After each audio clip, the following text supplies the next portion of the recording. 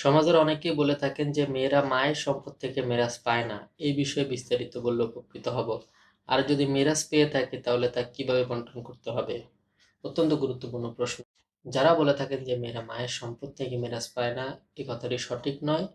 বরং মেয়েরা বাবার সম্পদ থেকে যে নিয়মেই মেরাজ পেয়ে থাকেন, একই নিয়মে মায়ের সম্পদ থেকেও মেরাজ পাবেন। তথা বাবার সম্পদ থেকে যেরকম দুই বোনে যে পরিমাণ সম্পদ পায়, এক ভাই সে পরিমাণ সম্পদ পায়, ঠিক অনুরূপভাবে মায়ের সম্পদ থেকেও একই রকমভাবে বন্টন হবে, তথা একজন ছেলে যা পাবে দুইজন মেয়ে তা পাবে। সমাজে অনেককে দেখা যায় মায়ের সম্পদ থেকে মেয়েদেরকে মেরাজ দিতে চায় না এবং মেরাজ থেকে বঞ্চিত করে থাকেন। এটা অনেক বড় পর্যায়ের গুনাহ এবং জুলুমের অন্তর্ভুক্ত এবং মেয়েদের হক নষ্ট করা হয়। সুতরাং বাবা এবং মা উভয়ের মেরাজের সম্পত্তি থেকে একই রকম নিয়মে বন্টন করা হবে, তথা একজন ছেলে সমান দুইজন মেয়ে।